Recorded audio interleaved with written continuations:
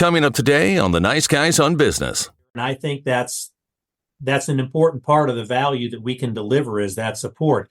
I think, and again, I'm a little jaded on this, but I think there's nothing that brings more value to you enjoying your hot rod or your Mustang or your pickup than being able to drive it comfortably no matter what the weather is. If it's a miserably hot day, being able to enjoy that, and if it's a really cool day, you have a heater that functions the way it's supposed to. You have a defroster that functions the way it's supposed to. I mean, the parts need to work, and it's important for us to help our customers get the systems installed properly, because you can make the best system in the world, but if the installation isn't done properly, if the system's not charged properly with refrigerant, it's not going to work the way it's designed to work. So it's incumbent on us to make sure our customers get the system, number one, installed properly and charged and serviced properly. If my calculations are correct, when this baby hits 88 miles per hour, you're going to see the Nice Guys on Business podcast. Go from where you are now to where you could be. Get expert tips to grow your business, to be more productive and more efficient, whether you're trying to build influence, grow your community, or make it rain. Best-selling author of Nice Guys Finish First, Doug Sandler, can lead the way. The Nice Guys on Business is produced by TurnKey Podcast Productions. Now, here's your host, Doug Sandler. All right, welcome back to the podcast. Today we dive into the world of cool. I mean, both literally and figuratively. If you own a classic car and you want to see the right way to do things, look no further than Vintage Air. Now, I told them I wasn't going to turn this into an infomercial, and I'm not going to turn it into an infomercial. I'm going to talk about the triple threat, and it's the triple threat in delivery, support, and value. And if you own a business, we're going to tap into your business sense today too. Vintage Air gets 2 thumbs up when it comes to great products, speedy delivery, and then the support to back it all up. Any direct-to-consumer facing business owner should have ears perked up today. Let's welcome Rick Love, president of Vintage Air, and R&D team member Billy Graf to the podcast. Welcome, guys, to the show. How you doing, Doug? Thanks, Doug. We're excited to be here. Hey, I am super, super happy to have you guys here. And I just want to start a little bit with this journey. For those that are listening on the Nice Guys on Business, our business show, know this. The biggest decision that I ever made when it came to upgrading or fixing or restoring my cars was what color bucket that I was going to use when I washed the car. Now, take that and advance that down the road like 100 miles, and I was putting in an air conditioner unit to my truck, my Ford F-250, 1967. It was an undertaking that, Rick, you carried me through the apprehension that I had in the very beginning stages of that, and all the way to the entire process, whether it was Billy's videos, your support documentation, the customer service and the support, your folks that I just called and said, I have no idea who I need to talk to. Can you direct me to that person? It was all just an experience from beginning to end that was just perfect. So let's start there. Business principles. Let's just talk about that. Where did you begin to know the customer? Like me, the stupid customer, can't figure out how did you know just to kind of carry me through the process? Well, I think you've almost undersold what you did a little bit too, Doug, because you didn't just put an air conditioner in your truck, you put a complete climate control system in your truck. That's a heat, cool, defrost system, like a factory 4-season system. And the great thing I think one of the greatest things about Vintage Air, like any good business, you're only as good as your people. It doesn't matter what you're doing, what you're manufacturing, what kind of service you're providing. Your people are the core of your business. And we are so fortunate to have such good people working for us, people that are excited about what they do every day, whether it be in the engineering department that Billy's involved with, the sales and tech department that help our customers, and the manufacturing department that actually builds the systems from the ground up and builds all the components for them. And I think that's the basis. And so many of the people that work here are hot rodders themselves. They're car people themselves. Billy builds his own cars at home. Other guys in our engineering department are the same way. And when you have those kind of people at your business, they share the mindset of your customers because we are our customers. Yeah. And I want to talk to two different segments of my listening audience right now. I'm talking to those that are out in our community that are business owners and hearing Rick's message, and then I want to talk to those in our audience that understand the importance of delivering quality service support. And Billy, I want to talk to you for a second because you were that guy. Now, Rick delivered me to the product, but then you had to deliver me to the actual installation. And man, you made all of this. You just made it seem so easy, but not too simple, so that so that I couldn't figure it out based upon your instructions. You really were detailed, but at the same time supportive and helpful. Is that something that you were comfortable at a certain point? I was thinking, is he comfortable behind the camera or in front of the camera with this? Tell me about that a little bit. Been a journey, had for you. Yeah. The first video I ever shot was the '67 Camaro. And pretty much they came into the shop and said, hey, we're going to do a video. Does anybody want to do this? And everybody kind of like took off. And I stayed there and I said, why not? Let's do it. And, getting to help people install, we didn't have that support before. And now anytime you need something, you just look at your phone and, and it's explained to you, which is great. So being part of that, it's an awesome feeling that I can help people out. Well, I have watched so many other videos before I watched your video in anticipation of getting the system delivered in the mail, and it came in a couple of different boxes, and I started to unpack the box. I saw all these parts, and I'm like, oh my God, there are so many parts. I started watching some YouTube videos, just other guys that were actually installing, and the challenge with all of the other ones, imagine trying to do that install with a cell phone in your other hand, trying to do it. And I don't know how many people were involved in the production, if it was just you and a camera guy, but you guys seem to get every angle of every little part, even those hard to reach spots, like the part that went up in under the passenger window, the wheel well that was in there. I'm like, oh my gosh, how did you even do that? So tell me a little bit about the production and putting these kind of things together.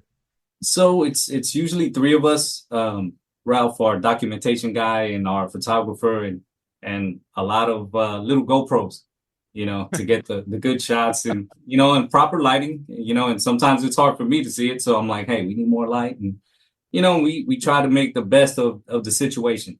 Sometimes it's really hard to see on some of them, but, I try to explain it, so even if you can't actually see it on the video, it's there.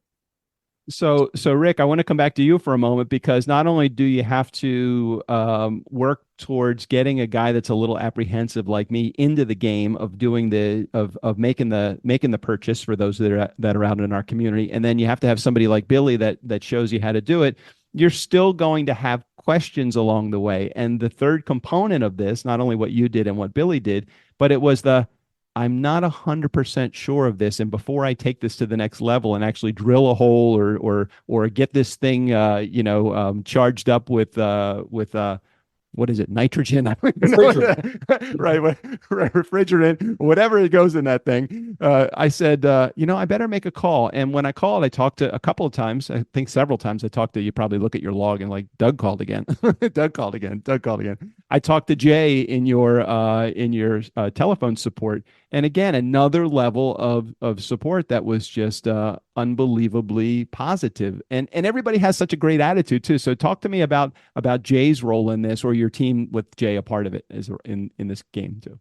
Well, we recognized a long time ago that installing an AC system or even purchasing that system, number one, it's not an impulse buy. Most people do their research, and it's not a question of hanging a little tree on your mirror or something. It's a much more involved part of something that you're doing to your car. It's a major installation. So we recognized that many years ago, and having tech support is a critical part of what we provide here, I think, at Vintage Air. Not only are you buying systems and the experience and engineering that comes with that, you're buying that support when you purchase one of our systems or when you work with us. And our guys take that very seriously. And that's an important part of what we do, because again, this is a big investment. This is not $100 part. This is something that's a more serious investment in your car. And you spoke to value earlier, and I think that's an important part of the value that we can deliver, is that support. I think, and again, I'm a little jaded on this, but I think there's nothing that brings more value to you enjoying your hot rod or your Mustang or your pickup than being able to drive it comfortably no matter what the weather is. If it's a miserably hot day, being able to enjoy that, and if it's a really cool day, you have a heater that functions the way it's supposed to. You have a defroster that functions the way it's supposed to. I mean, the parts need to work, and it's important for us to help our customers get the systems installed properly, because you can make the best system in the world, but if the installation isn't done properly, if the system's not charged properly with refrigerant, it's not going to work the way it's designed to work. So it's incumbent on us to make sure our customers get the system, number one, installed properly and charged and serviced properly. I know when the first time I was able to drive it after everything was installed and I got the rest of the seat put. The seat removal was not a part of the installation, but I took out the seat because I wanted to replace the carpet and do some soundproofing in there. And I think I was following some of those quote unquote rules that you had when we had that first conversation, like make your car, or your truck in this case, as airtight as you can, so that when you actually are blowing cool air, it stays in the cab. So I took that to heart. Hey, I guess I should get rid of some of these rust holes so I'm not losing some of the air in there. And when I took it out for the first time, that the temperature was at a point where I'm like, it's a little warm in here, I better turn the AC on. And I turned it on, and it was blowing cold air. It was just like this feeling of euphoria for me, not because it was blowing just cold air, but because it's blowing cold air, and I am responsible for that blowing cold air. And that was a really good feeling. You probably get that a lot, both of you, from customers that you talk to. Yeah, and the best one is when I'll get somebody, we're at a show or we're on the road somewhere, and a guy brings his wife up, and his wife says, "Man, we just want to thank you. I can finally enjoy being out on the road with my husband again in this car. I told him before, I'm not going anywhere until you put air in this." And so, yeah, it's a great sense of accomplishment. Again, like we discussed earlier, it's not a difficult but it's an involved installation. And when you accomplish something like that on your classic car or truck, that's a really good feeling. That's one of the things we enjoy about old cars, is being able to make these improvements in it and make the car better than it was originally. And like you said, we did it, which is that's a cool feeling all the time. It is totally a cool feeling. Billy, I want to come back to you for a second, because I know as a part of R&D, I was just mentioning to you before I hit record that in December you recorded a video that mentions some of these hard lines. And for those in our business show that don't know what a hard line is, I didn't know either. I probably still am getting it wrong, but it's the line that runs from the condenser to the other parts of the blower and all the other things. It's the hard lines that are running in the front. Anyway, they've changed the soft lines, which means it's a hose as opposed to a steel line or aluminum line. And what's nice about that is there's a little bit more flexibility in the, literally, but a little bit more flexibility in the installation of those lines. So you don't have to be quite as exacting. I'm sure you got to be exact, but not quite as exacting as you do with the hard lines. How much weight, Billy, do you place in what the customer is saying when it comes to developing, like, those hard lines become soft lines, and the diameter of the outtake hoses and all of that to one common measurement as opposed to multiple measurements? How much weight do you put in the customer's perspective? I kind of try to see myself as the customer every time I do an installation, so I know what I'd like to see. As far as it's, hoses or hard lines, I try to hide everything as best as I can. I want the engine bay to look clean. Just, the jewel when you open the box. Here it is. You got your motor, our compressor's there. If you put a front runner on it, I don't want to take away from anything, and I'd like to see, like, the hoses, the reduced barrier. It's a lot easier to work with. And as much as I can hide and keep our system nice and clean, I want your car to look good. So, and I want it to be easy for the person to install too. So, that's part of it. So there was recently, behind the scenes, you guys might not even realize this, Rick and Billy, but there was a nomination for an Academy Award for Best Instructional Video, and Billy, you are up for the nomination. Right. As you are doing the videos, you remain cool. There was a couple times where I think he had a little joke going with the camera guy or the other guy that's probably there. How fun was it for you in the making of the videos? I know it's a lot of work because you actually have to do some things probably several times, and you do have to make it a little bit so that if you do have a foul up or something, it takes a little bit longer. you can't necessarily show all that because that would take way too long in the videos. So how much fun did you have making the videos? I enjoy it now. And, at first it was a little bit sketchy, but, now, the people I work with are great. I enjoy coming to work every day. I'm hardly ever, unless I'm on vacation somewhere far away, I'm here, and every morning I'm up at the crack of dawn to, give it my all, nah, it's the people I work with are great. They, I could kid with them. They, nothing taking to heart and stuff. And they actually enjoy working with me most of the time, I think. So So that lends itself to oh, go ahead, Rick. You were going to add to that. I was just going to say, we always try to remember here as well, our customers are doing this because they want to. This is not, replacing a damaged water pump that's leaking, a repair on a car or something like that. Everything that we do here helps you enhance your hot rod, your pride and joy, which you enjoy. So, I mean, our customers are doing this because they enjoy it too. So we want to help that be the best experience it can be. And even our guys enjoy it. And I think that comes through on the videos that the guys that they are enjoying, that they have a good time with it as well. I'm waiting for the bloopers reel, Billy. I don't know if there is a bloopers reel. It's going to come out. We need to do something like that because there have been some. There might be a lot of beeping in some of those. Yeah, probably. And there was a lot of beeping on my side, not because of anything that you did, but because I'm telling you, some of those videos, if the video was an old vinyl record, I would have worn out the groove in many of the places. I'm like, I don't understand. I have to follow it. And if you're listening to this through either of the podcast, that is for the trucks or for the car or for the Mustang,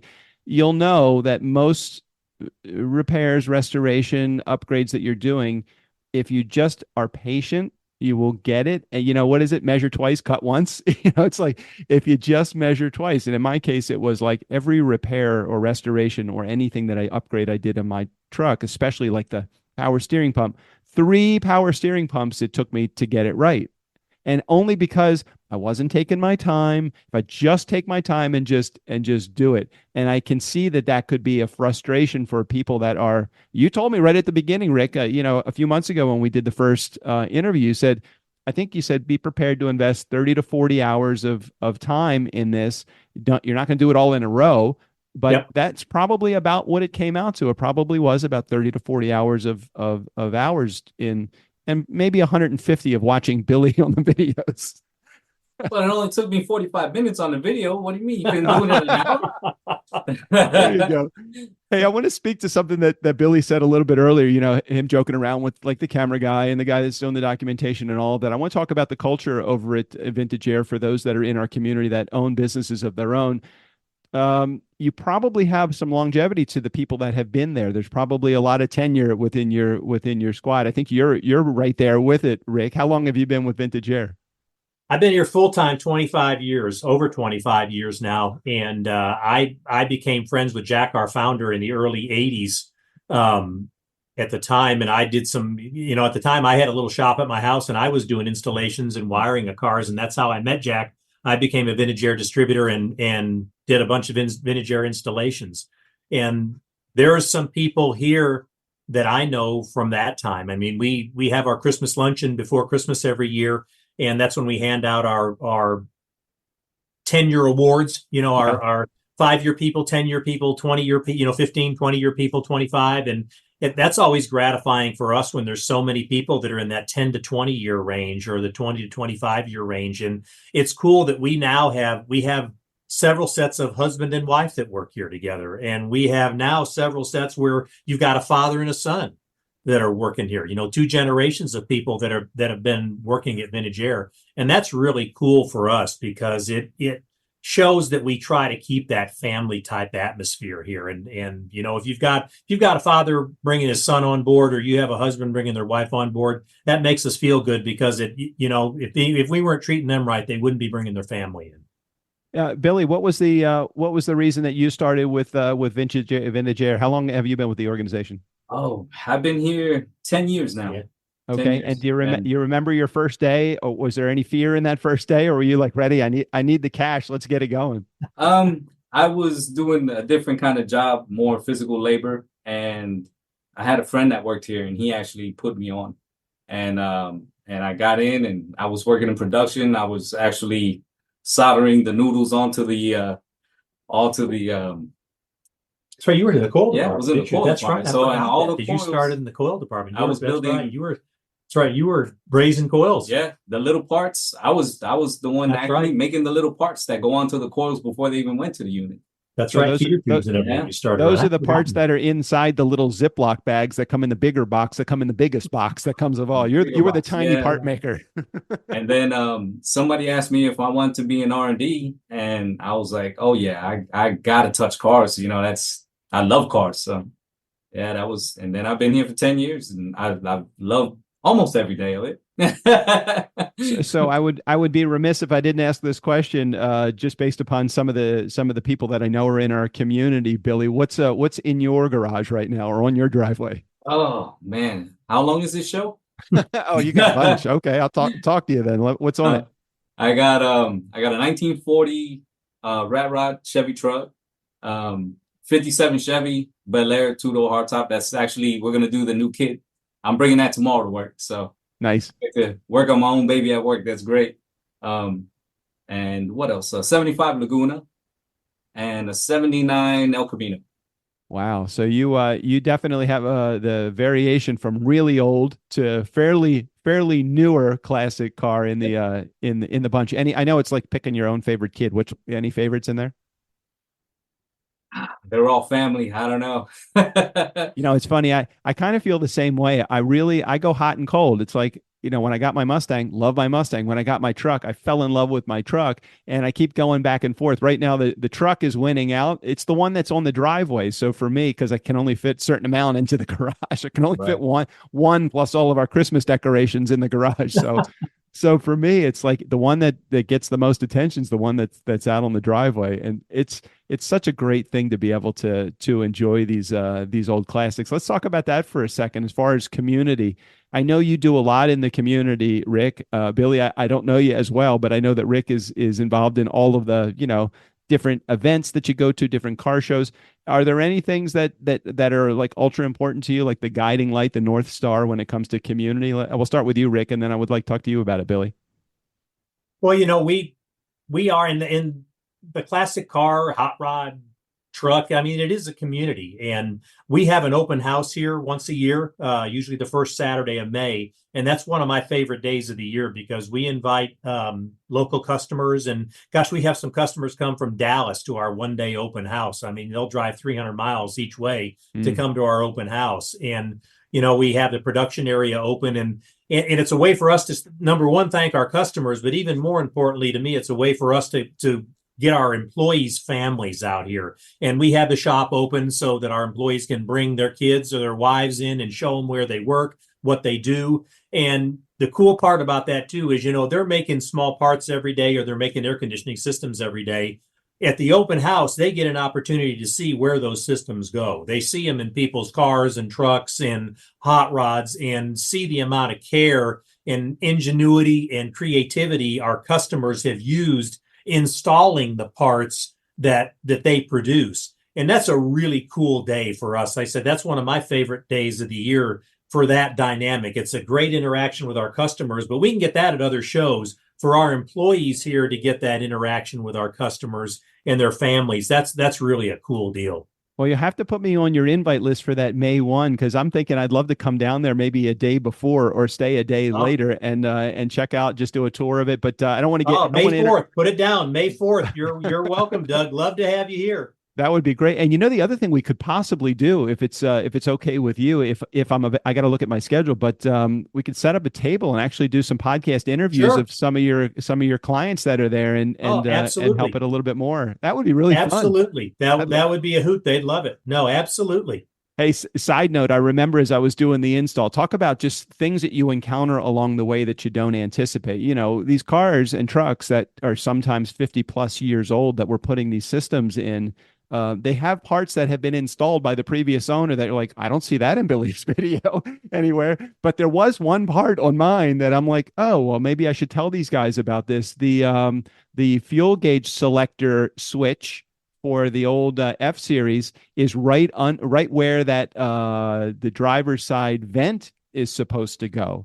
Oh, really? And you may want to take that. You just maybe, just I don't know. Don't know any more than you guys do about it, but that was something I encountered. I'm like, I'm still trying to figure out where to put that driver side vent. Right now, I just have it as an open vent that's coming off of the plenum underneath on the dash. But there is definitely a spot it's got to go. I just don't know how to rig it so that I can put the enough space in between the switch and the vent. We'll talk about that later, but just so you know, there Yeah, is that's interesting. You know, we run into that, and that's one of the reasons we try to get multiple vehicles in here because, you know, in the 60s, like most of the vehicles we work with, although, you know, we've got newer ones now that we have SureFit kits for, but sometimes those vehicles were built in different assembly plants across the country, and certain plants did things a little bit different when it comes to little differences, you know, little things like that, like a fuel tank switch or something like that may be different in a truck that was built in California and one that was built on the East Coast because it was an option. It wasn't something that was included in every vehicle. So we do run into that from time to time. And you talked about talking to Jay. That's another function that our technical department takes into account. You know, if we put a new kit out and something like this comes up, hey, there's a difference on this that we're not able to account for from a vehicle that we had here in the facility or any of the research we did, we can make running revisions to kits along the way to try to take that into account. I'll send you and Billy a picture of the switch. I'm sure you've seen the switch before if you've seen the F-250 or anything that's got that dual gas tank. But that switch is right in the way of where that vent should be on the driver's side. Nothing that you guys did wrong at all. And again, part of it is just me as the consumer, just like, hey guys, is this a dealer installed option? I didn't even know. Like down on the floorboard, there's also a fuel tank Oh, valve. a regular valve and stuff, just a valve handle. Yeah, it's down there that selects the valve. The valve has to be selected and the switch up on the dash. I'm sure those that are listening to our business show are very excited about this part of the conversation, but it is kind of interesting what you talk about having to go with the flow and trying to, pivot when something like that happens. I'll send you guys a picture just so you a lot of these vehicles weren't near as identical as we would like to think they were. Yeah. I am constantly, Billy, I don't know if you're like this or Rick, I don't know if you're like this either, but I'm constantly on the prowl for another project. I'm not even finished the project I have right now, but I'm looking for another truck. Are you guys like that too? I live on Marketplace. Yes. Same thing, man. Same thing. I went down yesterday to see a guy's truck down in Southern California. Yeah, asking price was about $5,000 for the truck, and I'm looking at the truck and the rust on the truck, and I'm like, this isn't worth more than two. I have to put $2,500 just to get it up to, just to get it up to $4,000. And I keep thinking, these are people's babies. You can't go in there and insult them when you go there and say, look, this isn't worth that. You have to be gentle with it. Just like when you're doing your videos, that somebody's drilling a spot, a 1.5-inch diameter hole in something that has been solid since 1967, in some cases since in the 40s, in other cases. And it's hard. You've got a pretty big weight of responsibility on your shoulders, Billy, to get it right in those videos. Do you feel the pressure at all? It's hard to tell somebody to take a grinder to their car. My paint's not the greatest, so, I'll go home and drill and cut and mess it up. I weld it. But, these people that have, $40,000 cars that they're putting ACs in, I try to give them the right information so they're not, drilling a hole where they're not supposed to, I do take into account, what they have to do. I mean, it is a process, but at the end, they'll be happy. It's fun. It's funny, Rick. You nailed it, Doug, when you said that old adage about measure twice, cut once, or drill once. You are not kidding. There's always, that's why we put measurements, why we do templates and everything, and it's always comes down to making sure that you're paying attention and making those double measurements before you go drilling holes or cutting. I'm trying to remember where there was a template. I think it was the one that goes on the front, the front support. Yep, on the core support. You gave us a template. It was the greatest thing. I mean, it was a solid metal template. It's like you could have easily just put a little cardboard one in. It would have done the same thing. I'm like, no, this is a pretty serious hole that I'm about to put in here. I want to make sure I get the template right. Oh yeah. Anything I'm missing to ask you guys? Anything that you want to add? Anything at all that you want my community to know, whether it's running a business for our business show or about the installs on my classic car and truck show? I think we get you hit on it earlier. We get reminded every day that, we're very fortunate that we feel like we are our customers with what we have here. And that gives us a really good understanding for our customers. And we're always looking for input from our customers as well, as you did. And we take that into account. You asked that earlier. We take that into account when we're developing new systems. Any comments that we've gotten on other systems that we already have out there in the field, if there's this or that, there was a time when we did, and that was great to hear what you said about the template. There was a time we did do cardboard and paper templates, and now we have a CNC laser, and with that laser, we can make a real template, a steel template. Even though you're only going to use it once, right. That's, like you pointed out, that's an important hole that you're going to drill, and it needs to be in the right place for everything else to fit properly. So for us, it's worth putting a higher quality template in there to make sure that hole is going to go where it needs to be.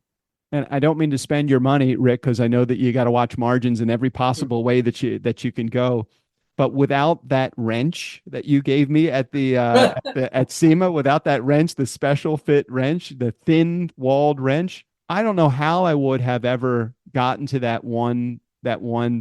Oh, the one dryer fitting up there, probably. Yeah. Yeah, the dryer. We actually, in some of our kits, we include those little wrenches and everything, and we have those available. They're pretty inexpensive. When I was doing installs years ago myself, I've still got a drawer full of wrenches that I cut and modified and made kind of one-off ones for having to get to some of those fittings in tight quarters and everything. Because when I did installations, I was trying to hide everything I could, like we do with our SureFit kits, try to hide things. As Billy pointed out earlier, we try to go for the cleanest look that you can have. And sometimes it takes kind of a funky little wrench to get to some of those things. Yeah, well, you could do what IKEA does, just put one in every kit. and then some we do. That would be a good thing. Hey guys, I so appreciate you sharing on the shows, actually all of them today. This will be our biggest attended or biggest listened to podcast episode, because it's going to go on all three shows. I don't think I've done that with any of these podcast episodes, but you set the right business tone, and then you have the right products and you have the right delivery. And I think that it both serves the business community and the classic car and truck communities as well. So Billy, I appreciate you being here. I'll roll out the red carpet for you next time you get your Academy Award. The Oscar goes to Billy. Appreciate it. Thank you. and Rick, really very much appreciate you being on the show again today. Thanks for being here. Always enjoyable. You make it fun, and I hope it's fun to listen to as well. We always learn something. I listen to a lot of podcasts, and the ones that are fun are the ones you end up learning. So we're going to come on down to our open house. Be a good time. That could be the beginning of a whole series of Vintage Air podcasts. See, I know eventually I'm going to have a podcast that's going to be the Vintage Air podcast. We just got to figure out the angle and who we're going to approach with that. For those in our community, thanks for listening. Thanks for tuning in another day. Keep it safe, keep it rolling, and keep it on the road. Until next time. Friday advice and Tuesday interviews with people far more interesting than they are. Fill up your week with the nice guys. Have fun storming the castle.